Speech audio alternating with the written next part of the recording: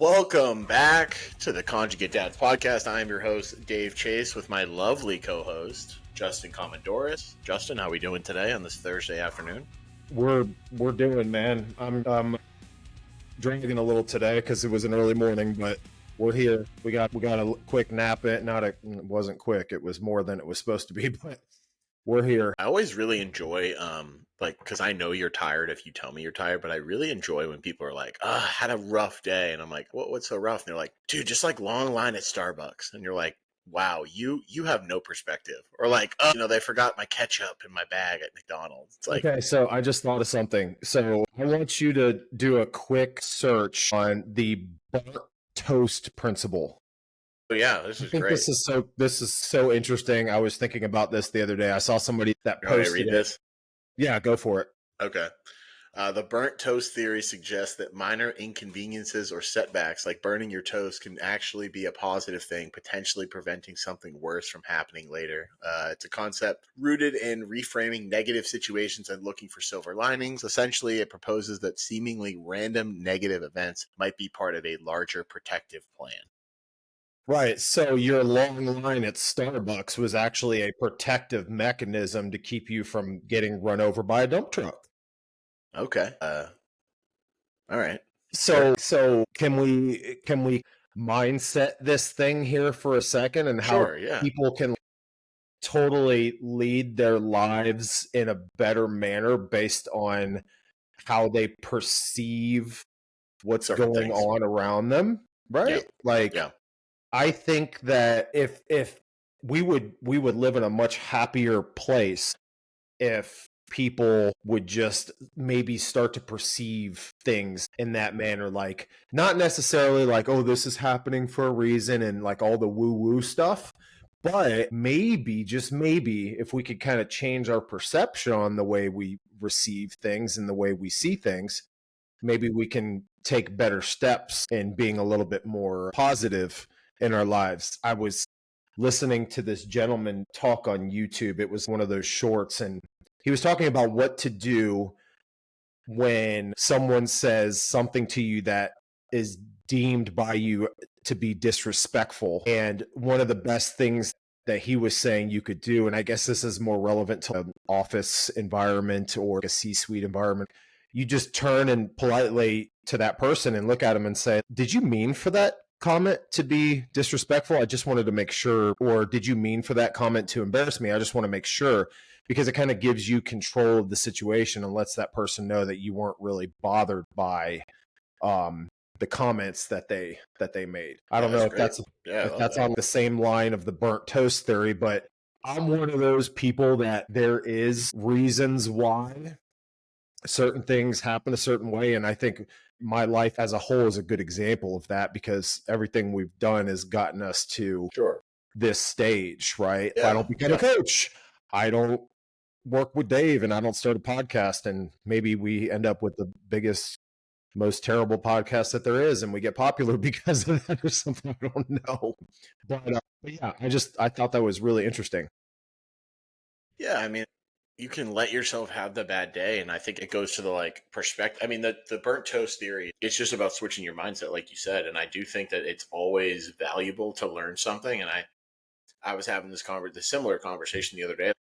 Everything is a lesson learned. I had a bad day today at work or in the gym, and hey, that was a lesson learned. Could I have done things differently? Absolutely. If someone cuts you off in traffic, just let it happen. It already happened. Why are you going to let it bother you? And like you said, in face-to-face interactions, hey, you don't bother me because I have certain things that I'm going to let bother me, or certain things that are just not even going to touch that stratosphere. So I love that. Well, without further ado, I think we should get right to it. Today, we did an episode, it was number 2, about all things programming, and Justin and I were kind of throwing some things at the wall to say what would be the most important thing.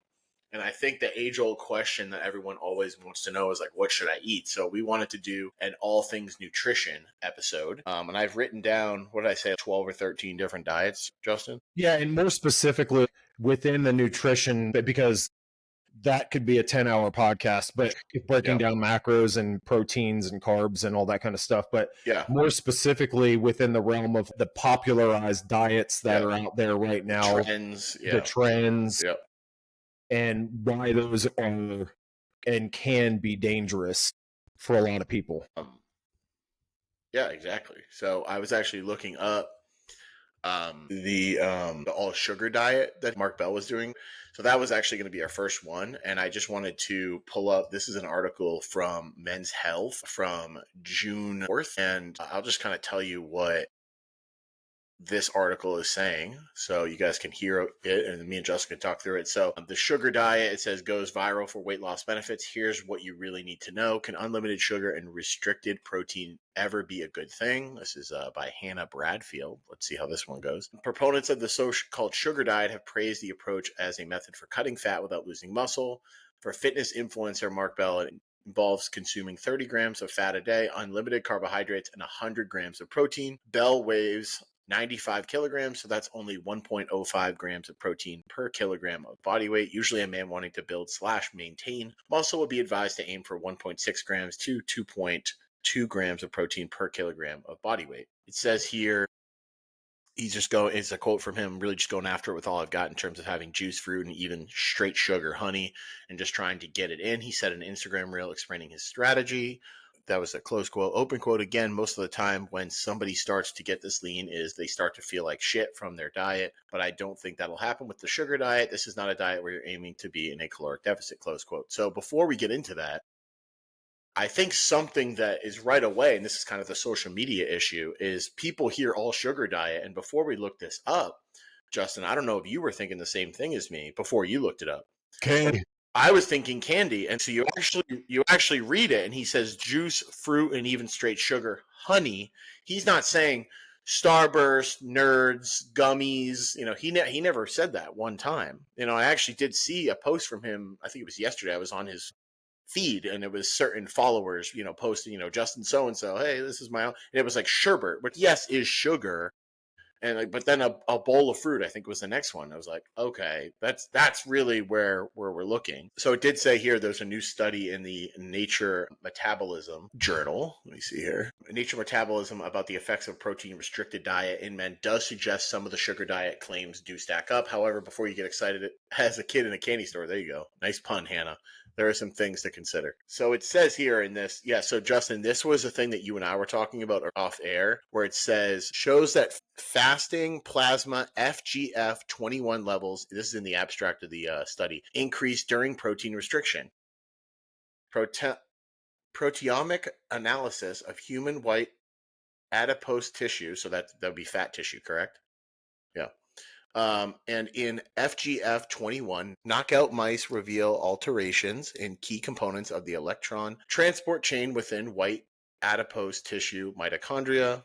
Notably, it says in male mice, these changes appear to be dependent on FGF21. In conclusion, we demonstrate that maintaining body weight during dietary protein restriction in healthy, lean men requires a higher energy intake, partially driven by FGF21 medicated mitochondrial adaptations in adipose tissue. So if that is working, if you're getting your FGF21 levels to work, then yes. But it sounds like a lot of people are just taking this on to say we all can do it. And that's just not true. And this is also another mice study that you can't just say, you need a large sum of humans. I know that we have close to mice are good for a study, right? I wouldn't say that that's bad, but we also can't say that they're just as good as human. They're just as good for what we have, but you have to lock these people up. We don't know what else these people that are doing the all sugar diet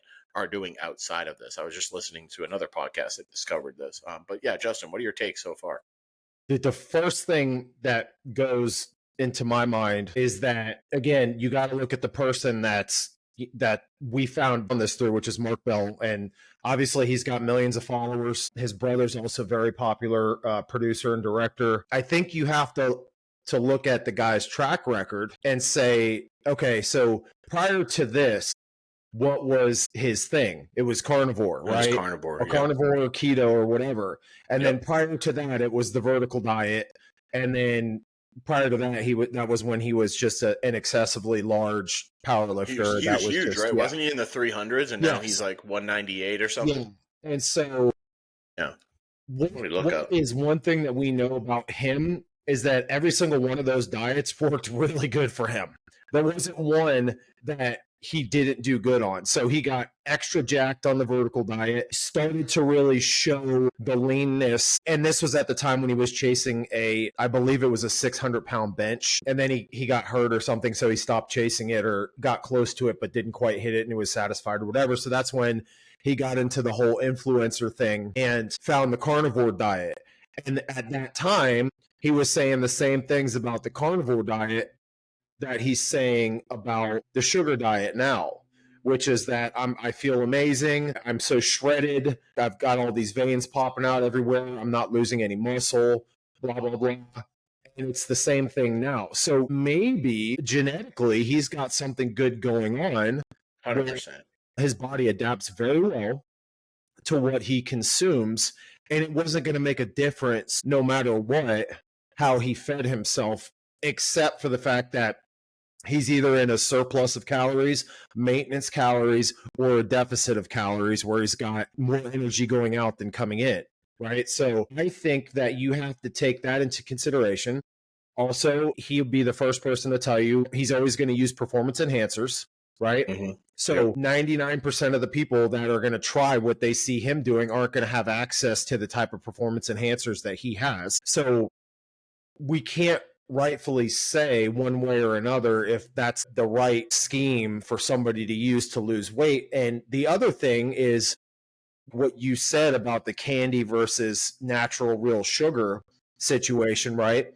He's probably eating all like raw strawberries and bananas, organic stuff, to keep himself functioning in his glucose levels where they need to be in glycogen and all that kind of stuff. So I just think that he calls himself the meathead millionaire, right? So the average person isn't a millionaire, so they're not going to have access to what he has access to.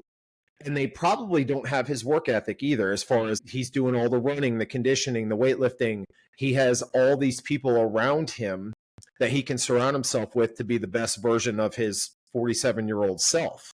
That doesn't take anything away from how jacked he is. You could go onto social media right now. He just posted some pictures. I'm looking at his stuff right now. And it's ridiculous, right? But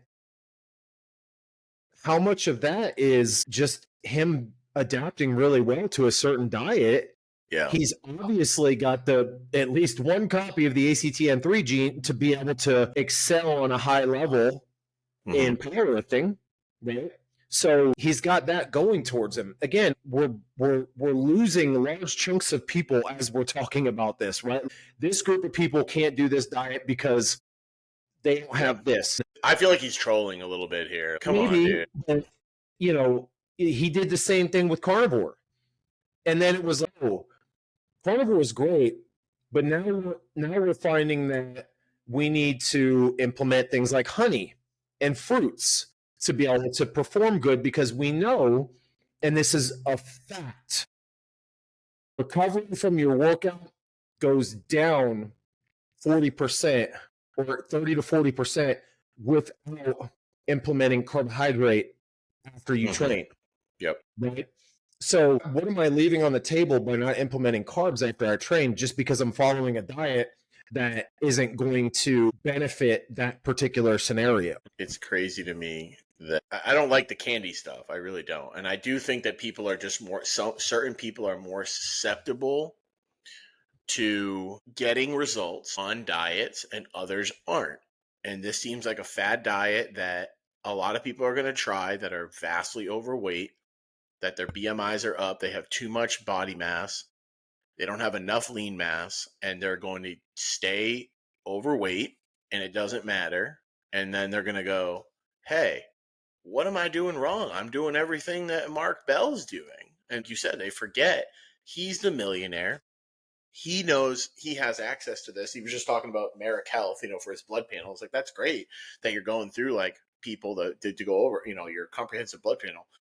But I just don't think it's a good idea. I think that we know that protein is king when it comes to maintaining and growing lean muscle tissue. So I think we should just not even talk about that. In what world do you completely remove fats and proteins from your diet and go almost all sugar? I've known people that, I'm just doing the juice diet, and the potato diet. Have you heard of the potato diet? So it's so they're just doing, fruit smoothies 3 or 4 times a day. Yeah. Man, I'm losing so much weight. I'm losing fat. Why do you think that is? And so that's the next diet, right? That I didn't even write down, is juicing. Yeah. And why do you think that is? It's because you have less energy coming in than you have going out, and you're eating a bunch of nutrient dense stuff with apples. If I put 3 apples on the table, and then I total that up to, let's just say, a sum of 450 calories in apples, and I compare that to 3 donuts on the table, and whatever the calories are for let's just say it's the same, right? I can eat maybe 1 to 1.5 apples before I'm like, it's a lot of apples. Yeah, it's full. It's filling. It has density. Because doesn't it have a lot of fiber? You got a little protein in there. You got some carbs. You got sugar. So it's like, okay, now this is starting to slow me down. My body's working to digest it. Versus the donuts, or even, like you said, like a giant fruit smoothie. Yep. That has more calories in it, and it's skipping a step because you blended it.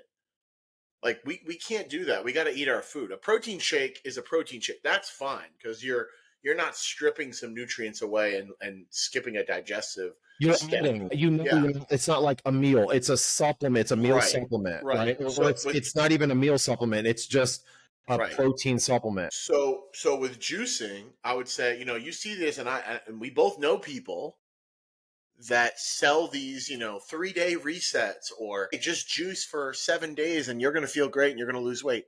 No shit. You're going to lose weight. You're eating freaking 600 calories or less per day for 3-4 days. What do you think's going to happen? And then you're going to gain it all back. Yeah, they're just dumping water and glycogen. That's all they're doing. Great. I feel so much less bloated. Well, yeah, you were eating, fast food, and now you stopped doing it for 3-4 days, and then you're back on it. So what are we talking about here? And that's why I think juicing or doing like those supplemental resets, I think that people are moronic for doing those. And I don't think you're a moron for doing juicing, like to try to incorporate like certain juices and you don't want to eat the food. But don't do that for your entire diet. I don't think you're a moron if you do it for your entire diet. I just don't think it's a long, sustainable thing for you. But moving on.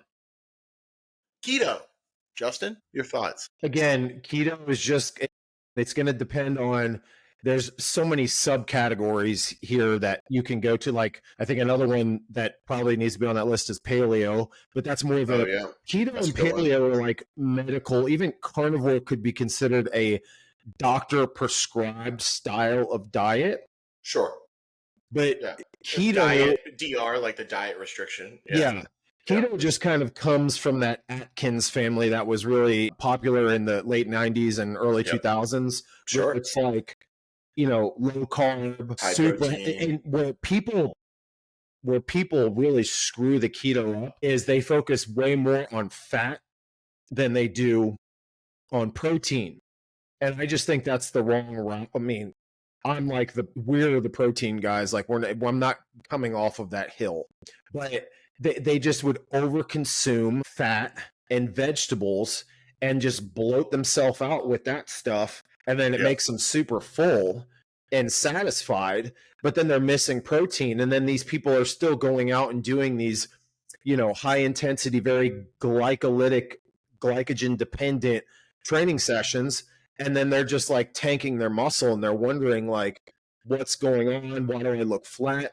There's a time and a place for these things. And I think people that have certain restrictions, or I don't want to go down the whole cholesterol pathway, because I don't necessarily agree with like cholesterol is the negative of all things that they make cholesterol out to be. I actually think it's the high processed like sugars stuff that's causing a lot of these comorbidities. People with really, really, really high cholesterol that are in a bad situation and are obese, not people that are fit and have high cholesterol, because that's mostly diet related. But the people that are obese and have high cholesterol, they can benefit from doing something like keto, or if they are type 2 diabetic and they just can't get their blood sugar under control. Those are people that are going to benefit from a keto style diet. Also, we know that cancer tends to thrive in a sugar-rich environment.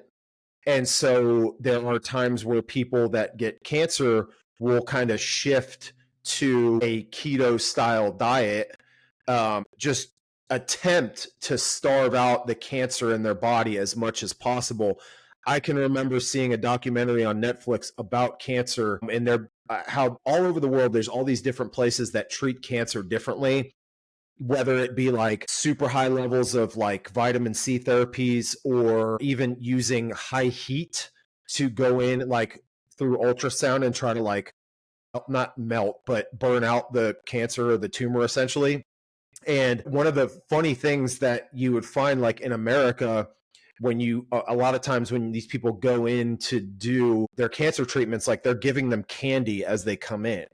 And it's like, why are we giving cancer patients candy prior to doing like chemotherapy? Oh, you're gonna feel so exhausted because you're sitting here putting poison in. Okay, you don't need to give them the candy. What are we doing? The candy is potentially feeding the cancer because it thrives in that sugar-rich environment. So it's like, man, I don't know. You're damned if you do, you're damned if you don't. But I think there is relevance to some of these diets. Absolutely. Keto, for instance. Yeah. But again, if you're a 41-year-old CrossFit mom and you're following a keto diet and you're eating twigs and berries, you're burning out. It's just not a matter of if, it's a matter of when. It's the same thing with riding a motorcycle. Right. At some point, you're laying it down. It's not a matter of if, you're going to crash the motorcycle at some point. And at the end of the episode, the promise to our listeners is we'll have a comprehensive, or I would say somewhat called, comprehensive.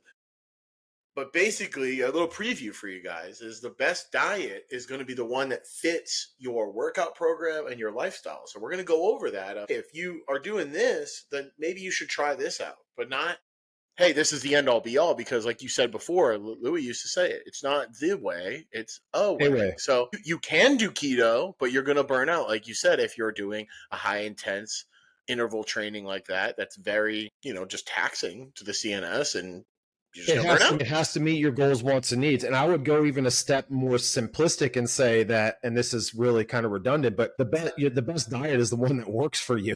And not only works for you, but like your body is changing to your liking and the speed of your liking, but also that you're happy, because you can get shredded to the bone if that's what you want to go. But if you're freaking miserable the entire time, it's probably not the right nutrition plan for you. If you're miserable every day of the week, the Tim Ferriss, 6 days on, 1 day off, and on the 7th day, that's the only day that you're happy, that's probably not sustainable. And if you're happy the other 6 days of the week and then you're miserable the 7th day because you can eat whatever the hell you want, that doesn't seem good either. Like, oh, hey, like I don't really want to do that. Then don't. Go to the, one of these other options. So the next one I had to write down was carnivore, which is going to be all meat, focusing. So the keto carnivore, I think, is kind of where it started. And it's like, hey, we're just going to eat meat. Really not going to eat any vegetables, not going to have fruit. I don't have a problem with this. Plants and vegetables on carnivore are deemed as toxic in a way. Which to me, I don't really agree with. I don't have a problem with some of the concepts of carnivore. I think that trying different types of meat and finding out how to expand your palate is not, and your plate, your choices, I don't think that that's bad. I think that the absence of good carbohydrates such as fruit and good vegetables that are going to help keep you full and give you essential micronutrients, that is where I get a little like, maybe not. So, and I want to ask you a question. Well, this is where I try to really simplify things for people that have that constant worry about certain diets, because we know for a fact when people that have autoimmune diseases, when they eat a carnivore diet, most of those autoimmune diseases go away. Why is that? Right? So I'm not a freaking biochemist. I can't begin to explain why a lot of those issues go away, except that it has to do with inflammation. We'll get a Liver King on the line. I'm sure he can explain it to us. Dave, if you were trapped on an island in a Armageddon-like situation, right, an end of the world situation, and you can't leave that island, right, and all you have is a limitless amount of chickens, right, that are producing eggs on the daily, right? Are you worried about your cholesterol? No, I'm worried about survival. Eggs? Worried about survival. That's it. Right. So naturally, you're going to eat those freaking eggs because that's going to fuel your existence for forever. And there's not going to be a debate over there's just too much cholesterol in eggs. Hey, I'd be lean as hell. I think I'm going to ask Emily when she gets home from work today. I'm going to say, "Can you put me on an island and just have the endless amount of chickens laying eggs?" Because I'd be very lean.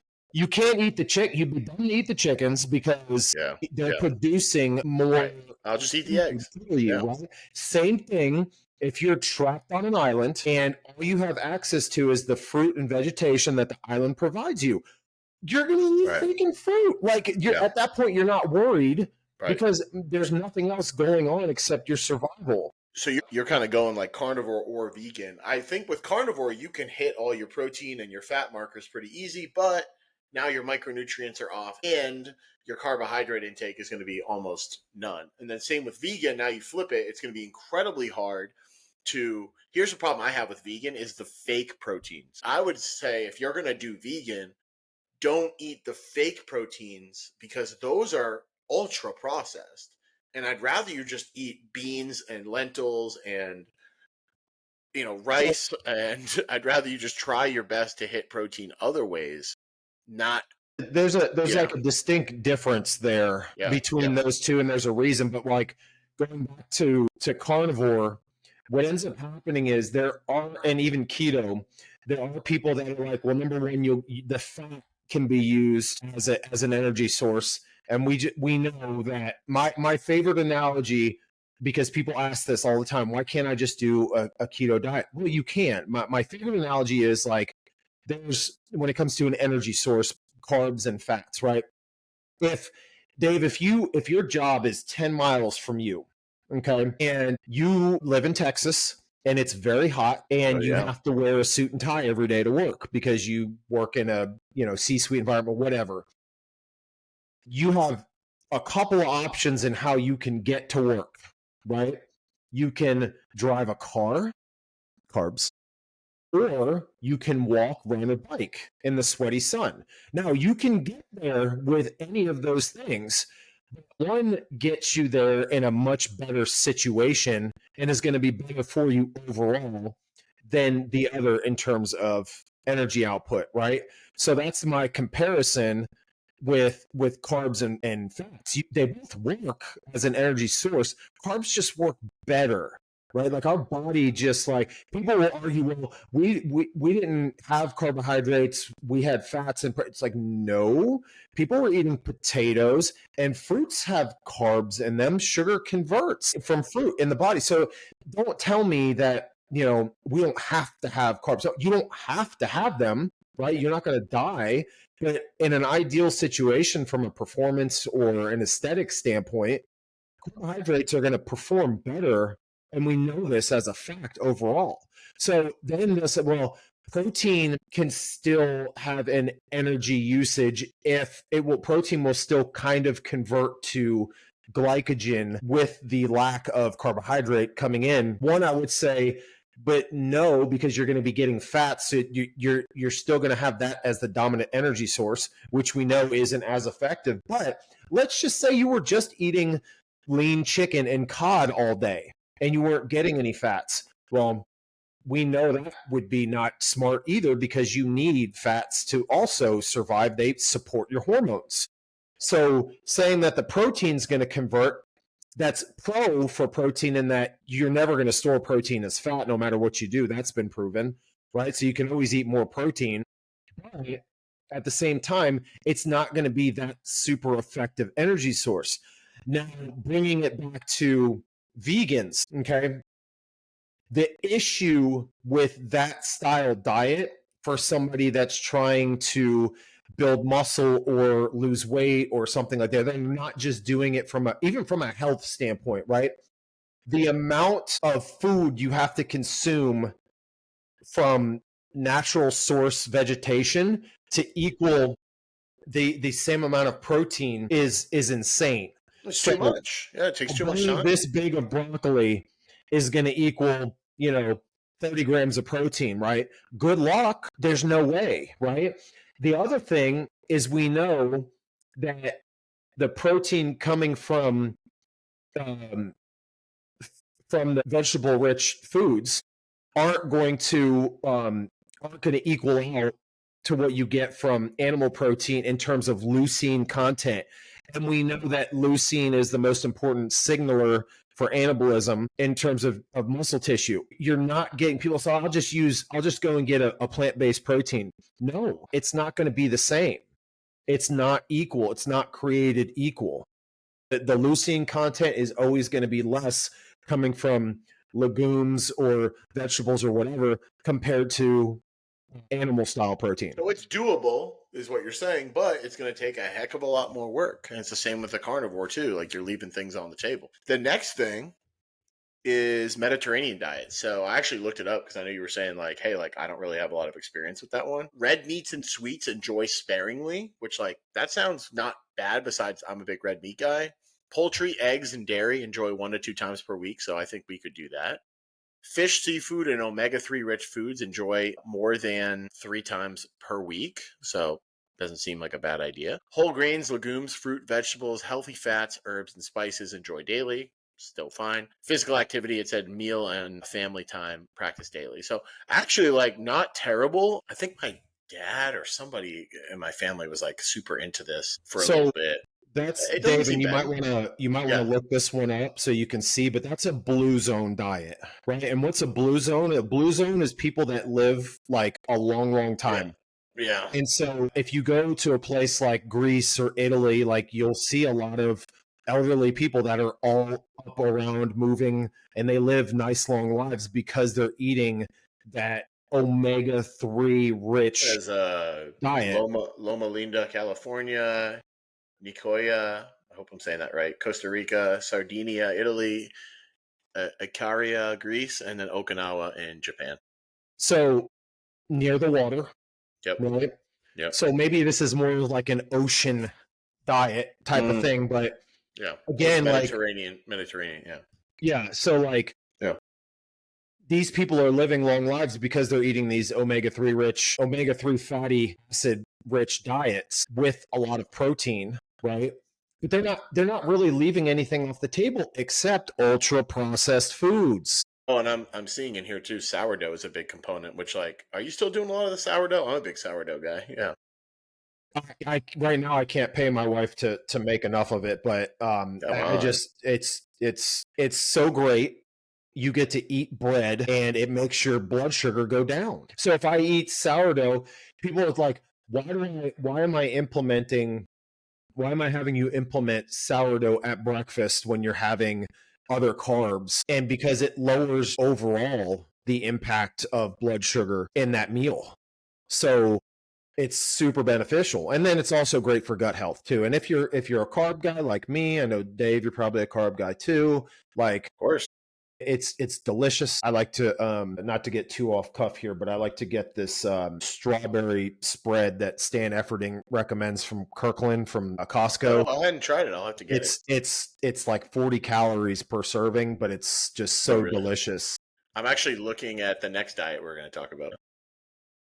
Strawberries, you could eat a pound of strawberries and it's only 100 calories. And so that's what's cool about strawberries. And they're super rich in nutrients, but that stuff thrown on some, either that or some Kerrygold's butter on, cholesterol on they're bad. Dude. Sourdough is so delicious. I mean, my wife's made pretzels. She's made pancakes. She's like waffles. It doesn't matter. Like you can make sourdough and turn it into anything. The downside is you have to constantly like keep it alive or else it gets bad and dies and then you have to start over. Yeah. I like that this is the next diet that we have here. Chandler Jones is one of the athletes that he's worked with. All right. So actually, I like to close it out on Mediterranean diet. I do like it. I think it's sustainable. But the next one is probably my favorite one, which is the vertical diet. So popularized by your boy Stan Efferding, who I don't know if you want to kind of give the background on Stan. I know you're a big Stan guy, American bodybuilder, power lifter. I would say he's a health coach slash, I would just say like influencer, but I wouldn't call him like an influencer because he seems like a very down to earth human being. Like I hate using the And he's term. a genius too. You know, I he's been hate on using the Shark Tank, term. right? Like I didn't know that. What did he promote? It's like a cooler within a cooler within a cooler, and it holds like shaker cups and like two different shaker cups. I don't know if it ever did really good or not, and I honestly don't know if they bought his idea or his product, but for a while it was very popular. I'm looking at it right now, just his website. But super smart guy. I mean, like, you know, genius level in terms of like strength and conditioning and nutrition as well. He's worked with Brian Shaw. He's worked with I saw Lane Johnson. I can go through some of them on here. So Lane Johnson. Johnson. Yeah. Lane Johnson, who's now won 2 Super Bowls with the Eagles. Chandler Jones was on there before. He's not in the NFL anymore. I won't say anything else. But his brother John Jones, probably the greatest UFC fighter of all time, right? My dog just turned the TV on. Oh, damn. Eddie Cohen. Mark Bell, by the way, love that. I laughed at that. Flex Wheeler. Damn, come on, dog. Robert Oberst. She didn't talk anymore. Nick Best, Larry Wheels, Dan Green. Like, I mean, there's a ton of celebrities, and Bradley Martin, Camille from the CrossFit, Camille LeBlanc. But yeah, I mean, I think that this one, and you know, if you want to give a breakdown on the vertical diet, I think that would be great because we did really talk about off screen. We've talked about the vertical diet, but I know I have like a sheet up here, and I'll put it in the show. Macronutrients. So I mean, like I said, I'll put this on the show. Macronutrients. Red meat is in the left quadrant here. So bison, New York strip, filet, venison, lamb, top sirloin, lean ground beef. The right side of that top quadrant, all white rice, ton of white rice. I'm a big white rice guy. And then the micronutrients down below, we've got nuts, oranges, cranberries, salmon, sweet potatoes, yogurt, chicken stock, spinach, carrots, whole eggs, bell peppers. I think I didn't miss any here, but super easy. Like, it's very cut and dry. And I would say this is more of like a DR, like a diet restriction, where it's like, hey, these are the good meats, the good things to eat, and then these are some things, you know, if it's not on this list, you avoid them. Obviously, this isn't a Dorito diet. So like you said before, absence of processed foods. No Doritos are on there. I don't see Sunny D on here. I see oranges. I don't see, you know, Ocean Spray, cranberry juice, cran apple. I see cranberries. It's like simple, very simple stuff. And I've done this. I got great results on it. I think a balanced diet is sustainable for me, but this is very sustainable as well if you just break it down and try your, you know, absolute best. Actually, you can do cranberry juice. It's just like plain, not the added sugar. So I wanted to clarify that. But I don't know if you wanted to go more on that. Yeah, so I mean, I've done this for, I feel like I'm somewhat of a, I wouldn't say expert, but like I have advanced knowledge on this particular nutrition plan because I'm user. Yes, I'm an ultra user. I've used it for a very, very long time, and I've also used it to help people lose weight, gain weight, maintain weight. It can be used in a number of different ways, but the main component of the vertical diet is that you're giving the body all the things that it needs to be successful with whatever you want to do, and you're leaving out the things that just don't benefit you, right? So a big portion of this style of nutrition is built around macro and micronutrients and the density of said nutrients within those foods. So if you look over, and this is easily something you could Google, you look at Dave's probably going to throw this up there in the show notes or whatever, but you'll see all the things that are on there. But within what the things are on there is the vitamins and minerals that each one of these foods provides in high amounts. The first thing that people will say is, well, why isn't chicken on there? It's a very lean protein, but chicken doesn't provide a whole lot other than protein in terms of nutrition, or I should say nutrients, when it comes to vitamins and minerals. So over time, he has kind of changed some things to say, like, you can have chicken in there if you want to. It's not bad or anything like that. But for whatever reason, he's just more of a big proponent of 4 legs and fins versus 2 legs.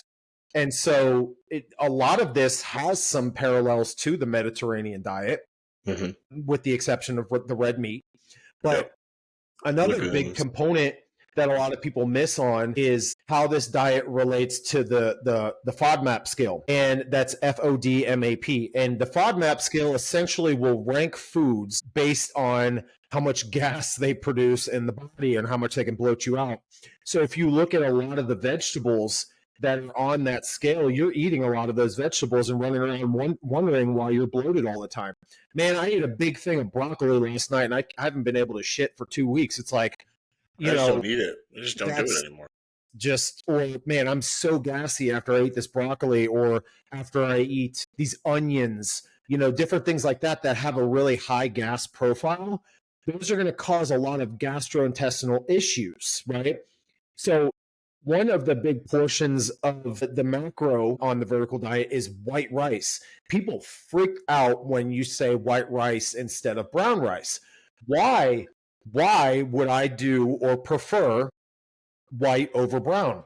Well, brown just does not digest well, okay? You can't eat enough brown rice to really sustain the amount of energy that you're going to get from white rice, which is more readily available based on the glycemic index. And that's where people will tend to get messed up is, well, it's super high glycemic. It's like, if you're using it in the way that it's meant to be used, which is after you eat, you do the 10-minute walks, that glycemic impact becomes nil at that point, right? So if you're using this as a performance style diet, you're not going to have this negative impact on your body composition like people think eating white rice will make that happen to you. Every person that you mentioned that he works with, they're all jacked. So I don't think, and this is a large amount of people. It's not just a small group of like super, amazing athletes. I found actually a couple things when I Googled it, and I'll put this in the show notes too. University of Virginia Health System actually put this out, low FODMAP diet for IBS. So if you have irritable bowel syndrome, this is literally giving you hey, for the next 3 weeks, just eat this. Yeah. So that's perfect. And then also I was going to tell you, FODMAP foods to avoid, foods to enjoy. I can put that on here too. There's so much. I mean, it's just, even if you don't want to follow a diet, but then you say, hey, I don't want to be as gassy, this is perfect. Just looking at this and saying, what should I eat? What shouldn't I eat? Exactly. So another diet restriction, but it's not a diet. It's more like, hey, I'm just looking at some things like restricting certain foods that tend to not work for me and my digestive system. If you've already noticed, hey, every time I eat broccoli, it really hurts my stomach. Maybe we just cut that out. It's a performance-based diet, and again, I recommend it so much because I'm a performance-based coach. I will stand on my soapbox and never come off of it, that if you train like an athlete and you eat like an athlete, you will have a better overall life, but you will reap the aesthetic benefits as a side effect. So you're not uber focused on having this. I do a low FODMAP diet right now. I'm looking at all these foods, and I'm like, oh yeah. Look, you're gonna be regular, but you're gonna be regular to the point where you're going once a day and you're not gassy and blowing out the back end all the time because of all the things that you're eating. Yeah. And so you could look at just white rice versus brown rice. Yes, it's a high glycemic, low glycemic, but also what the brown rice is made out of, the husk that's around it, is what is causing that issue with being able to digest it and making you gassy, versus the white rice is just readily available for you to use as an energy source. And I think that's where a lot of people get mixed up. Is I'm just doing brown rice all the time, but God, I'm walking around with this pooch, and you wonder why, because your bowels are all inflamed from trying to digest all these things that just the body's just not really it's not made to digest a lot of certain things, right? And so that's what causes a lot of people different issues. So this style, again, more balanced, but it's macro and micronutrient dense, and it's still a controlled amount, meaning that if I wanted to take somebody's calories up or I wanted to take somebody's calories down, it would be very easy to do so just by adding or subtracting white rice, which is extremely easy to measure. Super easy. So if you can stick to that style, it's incredibly easy to use it to build muscle. And it's also incredibly easy to use to drop body fat, as long as all the other variables are in check, because you're not using this like vast array of nutrition coming from all these different things. You're sticking to what's given to you. And then trust me, there's a million different ways to use these foods to make different meals, because I do it all the time. Yep. I think all of it's delicious. I never get bored with it. And God, I know I'm eating plenty. I go through a big tub of spinach every week. I'm eating 10 to 12 bell peppers every week. I'm eating carrots, all these things that are just super rich in vitamins and minerals and nutrients that are helping not only keep me healthy, but helping me to perform better too. Yeah, and then I would say it's you doing your, if it fits your macros, but it's fitting the FODMAP, being a low FODMAP. The sourdough is low on there. It's a spelt bread, which is good, low in the FODMAP area. So it's more balanced, but still vertical. It's hitting those macro and micronutrients. But if it fits your macros is one of the last ones that I had on here. Paleo. Can I say one more thing, Dave? That's a key component of the vertical diet. So originally, this was developed to help somebody to gain size or gain weight or muscle based on what you can do with white rice. I just need to put this out there because this is kind of like an interesting concept.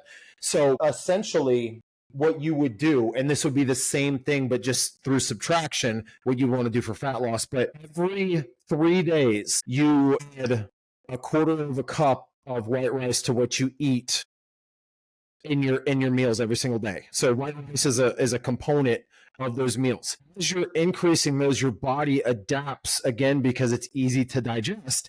It adapts, allowing you to be able to consume more without being super bloated. And the other key component initially was that people were going to do 10-minute walks after consuming breakfast, lunch, and dinner, which really isn't that inconvenient at all. You can do that in your house. And what that does is that keeps the fat off, right? Like, you're not affecting your blood sugar and your insulin from that meal as much as you would if you just sat there. Are you doing the walks actually? The best I can, yeah. Yeah. But I think that's a key component, is like you're using a little bit of energy after you consume food to essentially keep you from having this big dump of blood sugar after you eat, which then makes you tired and sluggish, potentially. I don't get that effect from white rice. I get nothing but energy from it. So I know everybody's different, but those two components are important. You got me convinced to maybe give it a go again. I was doing more of a balanced plan of just, hitting my calorie markers or my needs for protein, carbs, and fat. And now I'm thinking, you know what? We might have to go back to the vertical diet. The last one I had on here the last two was if it fits your macros. So just basically eating whatever you want and just having your calorie marker. Let's say it's 200 protein, 200 carb, and 100 fat. You can go eat 10 bags of Doritos if you can fit them in. I personally am not a big fan of this. I think it teaches people less about nutritional needs and gives them more freedom than they really, I don't want to say deserve, than they should have if they are trying to lose fat or gain muscle, because now we're just hitting a ton of unneeded calories, empty calories. Because you essentially could say, oh, if it fits your macros, I'm going to have 6 beers tonight. And we know that that's just the worst thing you could do if you're really trying to stay on macros. Justin, what do you think? I don't know if it fits your macros. People can follow it. They can follow it. That's one of those, like, we like to sit on the fence and we'll throw rocks at either side and laugh at both sides of the spectrum. But I think there should always be like an asterisk by that diet, meaning what it really boils down to is if it fit your macros is I get to the end of the day and I'm short on carbs and I'm short on fats, then I can go grab a Pop-Tart and some peanut butter and it doesn't matter. And truthfully, in the grand scheme of things, from just a basic numbers perspective, it doesn't matter. Because but if you did that every day, eventually it's catching up to you. The real question is why, and it's more psychological than it is physiological, because when you eat those things, you tend to eat more of them. So if you're not super disciplined with if it fits your macros, then you're going to eat more because naturally, and this has been proven a billion times, people tend to underreport what they eat. So Sally Joe thinks she's eating 1,200 calories a day, and this is a made up name, but a real person. And Sally Joe's obese, and she swears up and down to her doctors that she cannot lose weight. And the doctors are like, okay, well, we're going to do a quick study. We want you to report what you're eating, and then we're going to report what we're seeing you eating. And naturally, what ended up happening with this specific person is they were underreporting by 1,500 calories.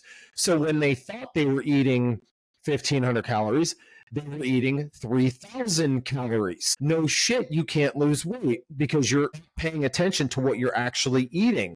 So yes, people do tend to underreport. So if you're not a super disciplined person, if it fits your macros, probably isn't going to be the best thing for you. Not only that, but those people tend to eat a less nutrient dense diet because you're leaving a ton of things on the table. They have flexibility in that, hey, I've got 500 calories that I'm going to pretend that I didn't prepare for, but I actually did because I knew this was going to happen.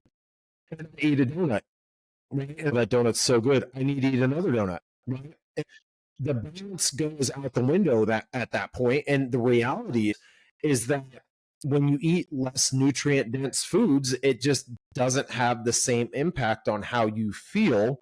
Your energy goes down and you start to burn less calories because you're doing less, because you're lacking of that energy that you get from nutrient rich foods. So again, it's one of those things where from a numbers perspective, it should work, and it does for some people. Sure, absolutely. It's probably something that's good from like the age of 18 to 25. I think it teaches you, and you see the guy, I think his name is like If It Fits Your Macros on Instagram. Do you know who I'm talking about?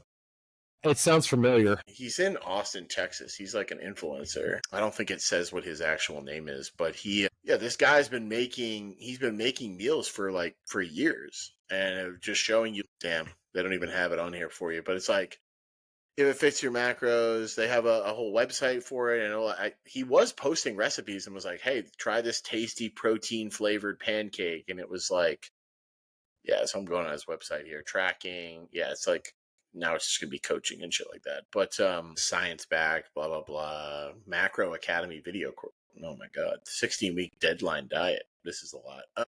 Anyway, so he's cashed in. He's no longer making free stuff. Reminds me of the bodybuilding.com days. Like, I think I talked about this on another episode where he all their programs are free, and I would like look at them, and now like you can't even look at anything, like literally anything, without them asking you to get a paid account. I'm like, no, like that's not how it works. That's how T-Nation. That's where I first read about Westside was T-Nation. Now you have to subscribe and do all these different things. And so anyways, if you want to eat a waffle, eat a freaking waffle. If you want to eat a pancake, eat a pancake. I just don't think your diet should revolve around, I have extra this. And I will say, Justin, more recently in the last month or two, I have had 1,000 calories left with dinner and then like post-dinner snack. And what do? Exactly what you said with the vertical diet. I'm like, okay, I need to have my certain meat. I need to have my vegetables. I put a ton of white rice in there, salt. And then after that, I was like, okay, I have enough room for a yasso. Like, I don't know if you ever tried the yassos. I haven't. They're like Greek yogurt ice creams. They're 150 calories. Kind of like Halo Top or something? Yeah, exactly. But it's not loaded, in my opinion, with a bunch of shit. I shouldn't eat them, but they're a hell of a lot better than eating, I'm going to have one scoop of Ben & Jerry's. Like, just don't eat Ben & Jerry's. Just, number one, no, you're not. Yeah, number two, you're going to eat way too, if you do, are you actually happy with that? Probably not. So just have the one small ice cream thing, or just cut it out and try to make protein-rich flavored foods, dense, macronutrient and micronutrient dense. foods like yogurt with berries and stuff like that, so you'll feel better. But the last one we had on here was because I was talking about last week the episode with dynamic effort, but how I just finished Outlive by Dr. Peter Attia, and it was the TR, DR, and CR. So calorie restriction, we already kind of talked about in a deficit. You can do all of these in a deficit. Diet restriction, we've talked about that. Pretty much all of these are diet restriction on some level. And then TR, time restriction, so that's more into fasting. And I have tried fasting a little bit. I don't actually know if you and I have talked about this, but I imagine you've tried fasting. What are your thoughts on fasting? So there's, really people talk about the two types, which is the time restricted, so intermittent fasting. Like I get up, and most people do this by accident anyways. So like I get up and I just forget to eat breakfast, and I don't eat till lunch. And then my last meal is at 8:00. So let's say 12 to 8 time restricted versus fasting. And that seems to be the most popular, right? Versus like, I think a lot of people will do, just traditional fasting where they'll take a 24 or 48 hour period and they won't do anything but water. Like I actually had fast. Yeah, I had a buddy, or I have a buddy that I played college football with that I generally keep in contact with through a group chat, and he did a I want to say it was like 70 days. And I don't know how he did it, because I would lose my mind. But he lost, I want to say, like substantially 70 over 300 pounds. Yeah. But this is a big. He's like 6'2", 6'3", probably 270 at the time. So that can work for people that are walking around with a ton of food. He has enough to lose where he can feed his muscle and his body, versus if a 140-pound female did that at 70 days, she wouldn't make it to 70 days. She would die. No, you would die after 30. Yeah, that's insane to me. I mean, so that's typically like the standard like amount of days you can survive without food is 30. But again, it depends on how much body fat you have. If you're fat enough, right? And I think, and I've kind of said this to people too, when they're like, I'm going to try out this diet and I lose 40 pounds. You're not fat. Like, you got to get it. I would say that's a pretty large goal. But when someone's, let's say, your size, right? You could probably lose 40 pounds. But that is like, after the first 20, Justin, wouldn't you say you're going to start to struggle, because your body's like, whoa, I'm used to being a big guy. Mentally, my body runs extremely well on carbs, and it doesn't run well without. And I know that from a, not necessarily physically, but from a mental standpoint, I can feel the effects of not having certain things mentally. And so I wouldn't be a good candidate. Not only that, but most of what I would lose would be muscle. Right. And so it's the same. So maybe that's the way I should have framed it. If you want to lose all your size or a substantial amount, you will lose fat, but you will lose muscle. And if that's something you're willing to accept, then you can do it. If you're over 200 pounds, like, you've got fuel source food on your body that your body can consume. Sure. For a certain amount of time to last you, but you could put fasting in the category of an RX diet, right? And that a doctor could recommend you, or a dietitian could recommend you fasting based on like a certain condition. But a lot of what people see with fasting, they do these short fasts, like, oh man, I lost 10 pounds and I feel great. The minute you drink some water and have some carbs, you're gaining 5 of it back, because really what you're losing is just that cellular water that along with the glycogen, right? So the next part of that is, Dave, should I train fasted, right? Should I not, work out, or should I work out fasted? And specific to my demographic of people that I work with, which is women over the age of 30 mostly, and even mostly over 40, that's just a bad idea for a lot of reasons, but mainly because of cortisol and stress, and how women tend to tolerate cortisol and stress compared to how guys do, and how that affects your hormones, and how it just has this negative cascade of things that it does to your body.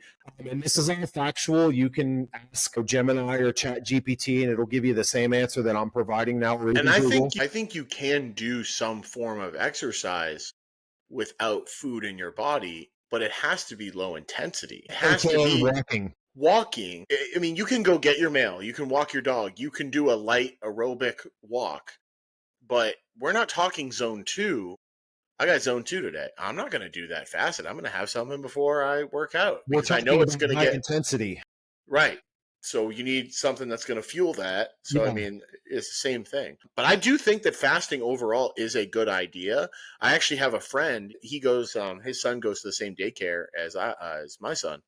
And that's how I met him. And he does not drink water or eat food. He's a devout Muslim until after 1 o'clock in the afternoon every day. He said, I do that year round. I said, I think I asked him, it was after Ramadan had ended. And I said, oh, like during Ramadan? He goes, no, like every day.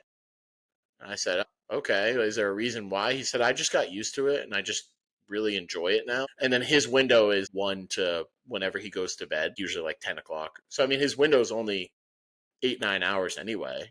But he doesn't mind the no water either. He said it doesn't really matter to him. I said I think it'd be better if you drank water, but I'm not telling you what to do. So from a cellular standpoint, the big thing with fasting for most people is what's called autophagy. And I just did a quick Gemini on this because I don't really know all of the in-depth ins and outs of autophagy, which really just means self-eating. I mean, that's just a natural cellular process where the body cleans out damaged or dysfunctional cell components such as old organelles, proteins, and cellular debris. It then recycles them and these broken down parts to create new, healthier ones to provide energy when nutrients are scarce. So it's like an internal recycling method, essentially. Sure. Yeah, no, it's yeah. This would be more related to I certainly don't think there's anything wrong with the shorter or moderate fast in terms of just from a health standpoint, almost like an oil change. I think people that want to get in the mindset of, I'm going to use this to lose a bunch of weight and I'm going to use it to lose weight rapidly. I think those people are setting themselves up to kind of have a really bad rebound from that, simply because we know that like the minute you come out of that fast, number one, how are you coming out of that fast, right? There's a very important way to do that, which that's something else that you could kind of search up and figure out. Like the best way to come out of a fast is to do, I think it's protein and fruits or something like that, bone broth or something. But anyway, protein, light sources. Yeah, you don't come out of a fast with ice cream and spaghetti and pizza, right? Because then you're just going to suck all that up and gain all that. Do you remember the guy that you and I both worked with at that company, and he was into fasting, and then he would break his fast with like a bunch of sugar sometimes? So you don't know this, and we certainly don't have to use the name, but there was a point in time where, and this was probably October, November of 2019, they brought myself and TC and Davey and a couple other guys to headquarters to revamp our whole process. Yeah. And that particular person that you're talking about was also there because he was part of that process. And when we got to nutrition, after we worked through all the qualifiers and all that stuff, we're going to have this conversation about nutrition. And that conversation / debate / argument went on for 3 to 4 hours before the person in charge of all of that. Were the other two there? I know you mentioned Davey. The other two were there too? Correct. No? Yes. Like BM, you're saying BM was there, and CS. Yeah, and CL. And that particular person had to essentially separate people because he was beating his head on the table for fasting, and that everybody should be following a fasting or keto friendly style. Right on brand for this person. Yeah, right on brand. And fair, and from his standpoint, because it worked really, really well for him, and he got really shredded with 100%. it. Yeah, and lost a ton of weight with it. But again, we're talking about 5% compared to 95% of the customer base that we're going to see. How much time is it going to take for us to explain, and how much time is it going to take for us to teach these kids that work for us or with us? Yep. the concepts of the nutrition that all these 30 plus year old men are sitting in this room saying we need to do it this way, and myself included. I'm a fence guy, but I'm pretty sure that we're not going to be able to get away from the protein, carb, veggies. I just don't think that going in that realm is going to make any sense, and that really pissed him off to a point where, again, we're getting up and leaving the room and taking breaks because people need to kind of be separated, because it just, no one wants to agree. See, TC was probably laughing. He's probably thinking it was hilarious. And because he just realized he's like you, like, what is going to work for the masses?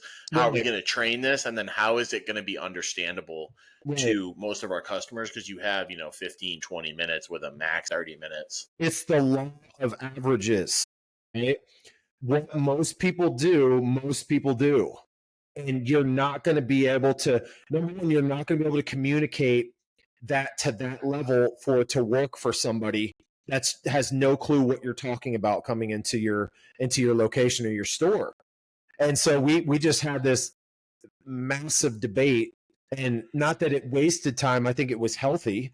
But there's a great divide here on, and really it was like an 80-20 divide, because most of us were, no, we need to stick with the balanced approach because that's what we know works. And it is truly, it is what works.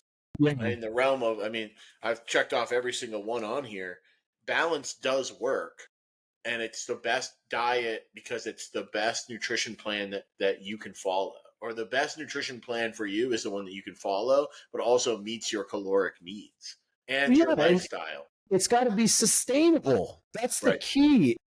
Can you be consistent with whatever I could put you on the 3 sets of 10 workout regimen, Dave, and if you can be consistent with progressive overload and following that training regimen, you're going to gain some muscle over time, especially if you're a newbie or a beginner, right?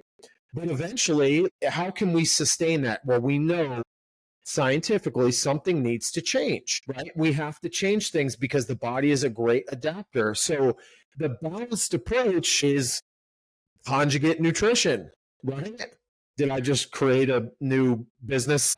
Trademark pending. Trademark pending. So it's going to be constantly varied. And when it comes to nutrition, yes, we need to get protein, carbs, and fats as macros to sustain what we're trying to do. The variance is where you mentally stay involved in whatever it is that you're trying to achieve. And that's where most people will screw it up, is that they just can't find a way to sustain what it is that they're trying to do, because they get off track with all these different things that they're being bombarded with on social media. Hey, I want to change my nutrition to this because I saw, freaking Danielle Brandon is eating if it fits your macros, and she's tall and jacked and competes in CrossFit, right? No, because that's not you, and that's not sustainable because you're not training 3 times a day. And so ultimately, it has to be something that you can sustain. And that's why I feel like, that finding the balanced approach is going to be the way to go with. And Dave, wouldn't you say that a balanced approach would be a mix of all the things that we just talked about? So that's a conjugate diet. Natural sugars, good healthy fat sources, limiting some carbohydrates, getting good meat sources, getting a bunch of micronutrients, making sure that you're getting good digestible carbohydrates and good nutrients, again, throwing in some good fats, Mediterranean diet, having a little fun with it, because then again, you're not having to limit yourself to fun activities, doing so hardcore of a diet. My friend is competing this weekend at nationals in Chattanooga, Tennessee, and she said, I don't go out to the club. I don't drink alcohol. I don't go out. She said, that doesn't meet the goals that I'm trying to hit. Now, when I'm done, she said, when I take a break, maybe I'll do that. I don't know. We'll see. But right now, that doesn't serve me. So I'm not doing that. Jews, same thing. You're cutting some certain calorie, paleo, fasting, if it fits your lifestyle. So I do have some markers, right, for your best plan or outline. One that you can follow just consistently. One that meets your needs. You need, let's just say, Justin, hey, I need to hit 200 grams of protein.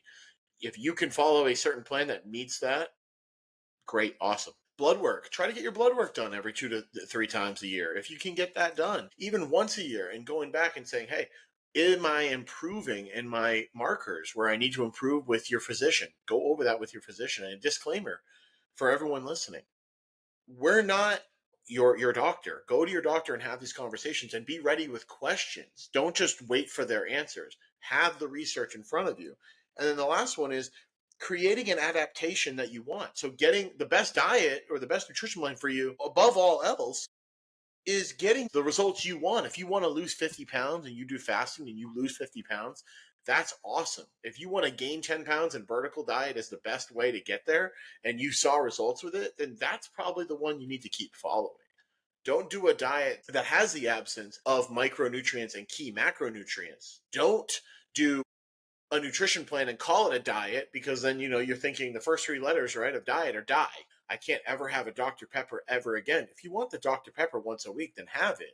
But budget that in and say, I'm going to have one and stick to it. So the best plan is the one you can stick to. Hey, you made me think of another commandment when you were talking about your friend. How many are we up to?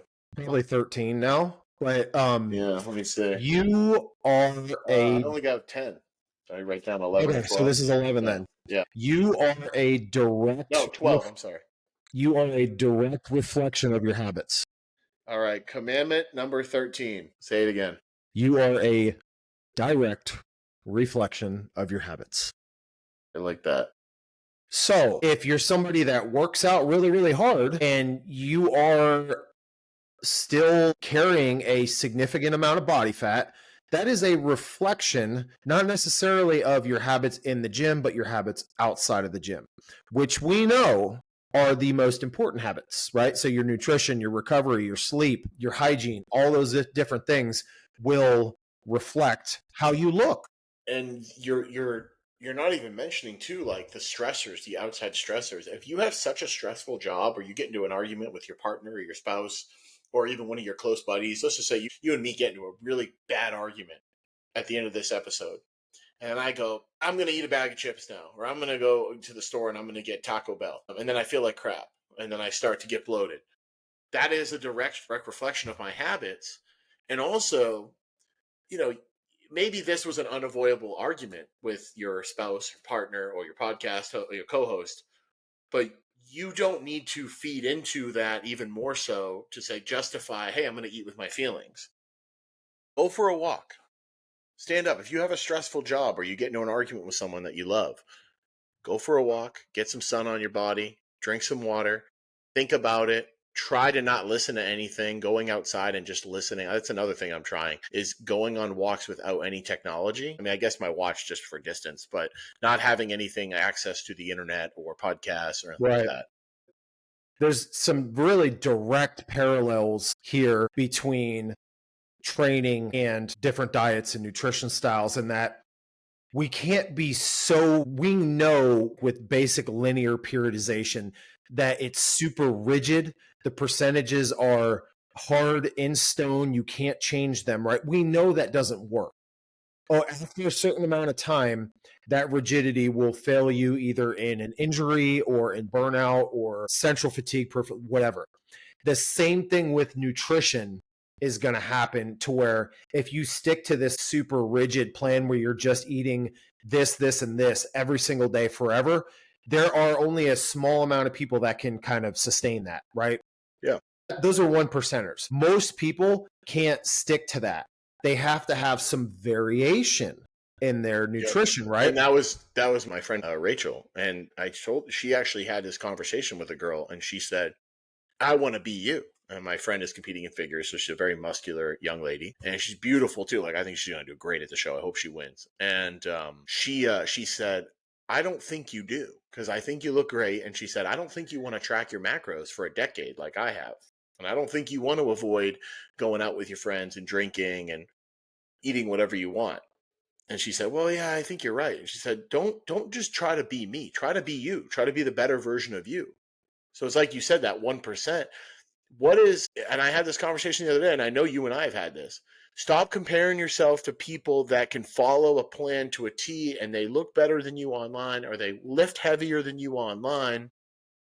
Try to beat Justin Commandoris. Try to beat Dave Chase from a year ago or 2 years ago. You might not be that 25-year-old kid that is at the sheriff's department, but you know a hell of a lot more than he does about nutrition and fitness and how to be a man and how to be an adult and be a partner and a spouse. You know way more than the 25-year-old Justin, right? You'd smoke him every day of the week. And maybe you are stronger than him too, obviously, with everything you've learned. But I would say you're healthier than him, right? And that's the big win. Yeah, I think people can, like, you can do whatever you want to do. Anybody can make the changes that they want to change and become the person they want to become. But ultimately, you're still going to be you. Even though you change, you're still going to be you. But all you're becoming is a better version of you. Right. So you need to just be 1% better today than you were yesterday. And yeah, sometimes you're going to have setbacks, right? But if you're attacking everything, you can feel good about the fact that you're at least attempting to be 1% better today than you were yesterday. And that is ultimately the goal, is how can we be a better version of ourselves than the day before. And wouldn't you say too, you can learn a ton about yourself during that process. Like, you know, people who are addicts, I mean, they think about, let's say, drinking or using every day, and then they say, well, what am I going to do instead? And a good day for an alcoholic, right, a recovering alcoholic, is, hey, I didn't drink today.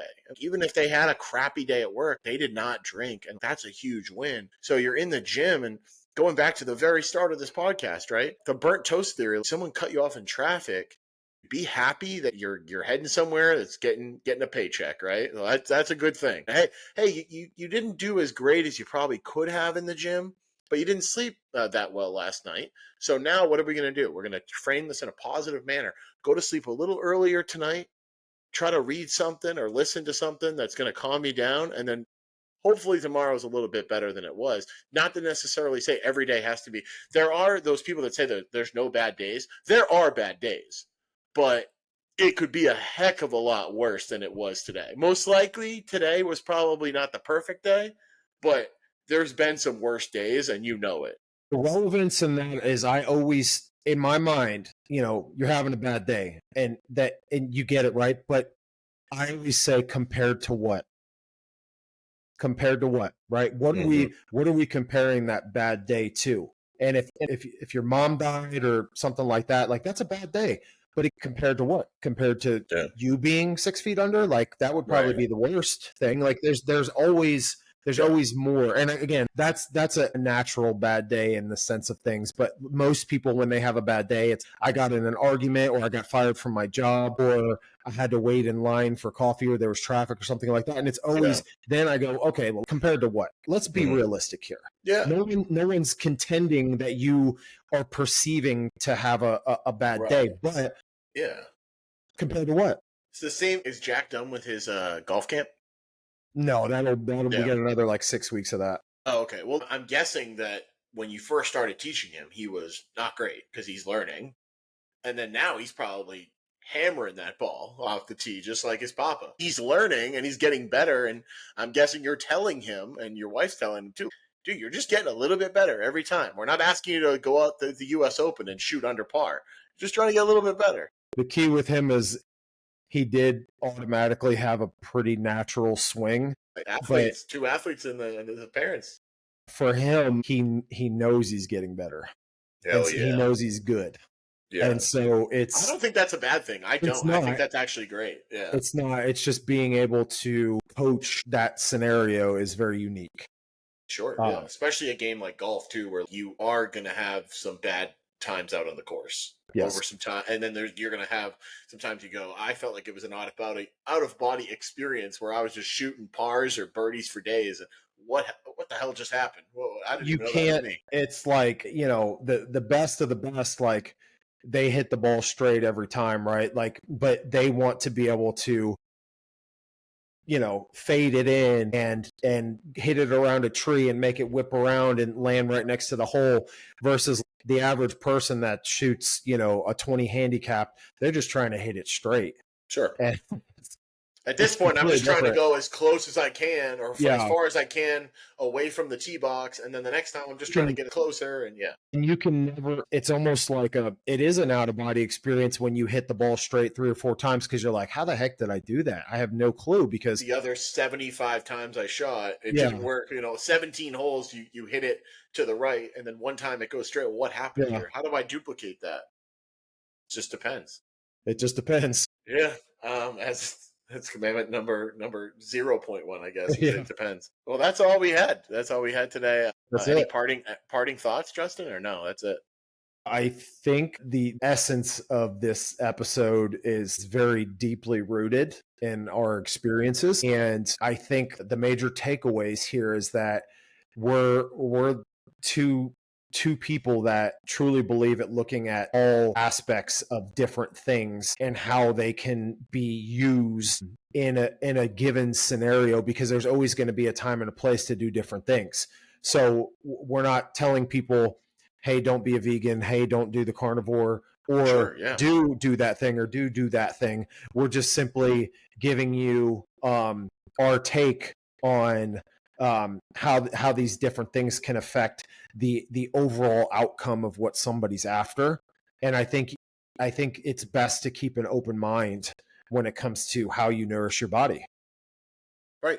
Yeah, I love that. Nothing really else to say there. I think you summed it up perfectly. Make sure to give us a follow and a 5-star review. Again, new episodes always dropping on Thursday, unless my lazy ass doesn't go and edit it on time, which I'm going to do right after this. But yeah, love the comments that we're getting from some of our loyal listeners and family members, mostly a part of comprised mostly family members for our listeners. But make sure to check out our Instagram page, the Conjugate Dads Podcast, and we hope that you join us for another episode. Shout out Utah Mammoth, by the way, the Utah Hockey Club. I got both super fan shirt. They used to be the Utah Hockey Club before that. Arizona Coyotes. So I just had to show you for the people. And is it odd that a team from Florida, where there is no ice, has won 2 years in a row? Well, yeah, and then before that, the Lightning were kind of a dynasty as well. Yeah, I don't know. That just strikes me as weird. I saw that the other day on ESPN. I'm like, Well, I would say this, just a party note on sports. Paul Maurice was an NHL coach. I think he's the most wins, most active wins in NHL history, and he's been a coach for quite some time. But he coached with, let me see here. Yeah, so he coached with the Hartford Whalers, and then they moved to Carolina to become the Hurricanes. He was with Toronto, with the Maple Leafs, back in Carolina, Winnipeg. So he had coached for a long, long, long time. And then they hired him in 2022, and they were losers of the Stanley Cup Finals their first year, and they won the last 2. Before that, the only time that he's reached past the quarterfinals was 2008, and then 2001. They lost the Stanley Cup when he was with Carolina, and then the conference finals again, second stint with Carolina. And it just goes to show you that, like, you find the right coach that has the right mentality for the right players and the right, locker room or changing room. That is exactly what the hockey club needs. And so, same with John Cooper down in Tampa. They kind of call it, what do they call it on McAfee? They called it Hockey Beach or something. Yeah, Hockey Beach. Yeah. So, I mean, shout out to them. As a Bruins fan and now a Mammoth super fan, I'm very disappointed in their state. 30 plus years, 32 years now, I think, with Canada not hoisting Lord Stanley. So it's a little disappointing. That's crazy. To see that happen. Yeah, I mean, well, they have several teams too. I mean, they got the Oilers, the Flames, Jets. Winnipeg Jets used to be a team. They're back in Winnipeg, different franchise. And then this one, Vancouver, Toronto, Ottawa, and then Montreal. I mean, certainly all these American teams are going to have Canadians. Oh yeah, no, they all have a ton of Canadian and European and some Russian players as well. Like, obviously Ovechkin is the greatest player of all time, and he's Russian. He beat Gretzky. I still think Gretzky's number one, but most goals of all time goes to Alexander Ovechkin. But anyway, that is true. It is crazy that 2 teams from Florida have won quite a few cups in the last few years. But we'll talk to y'all next time. Thanks for joining us for another episode of the Conjugate Dads Podcast. brought to you by Common Athlete Performance Coaching. For Justin Commandoris and all of our lovely listeners, I'm Dave Chase. We'll talk to y'all soon. Peace. Bye-bye.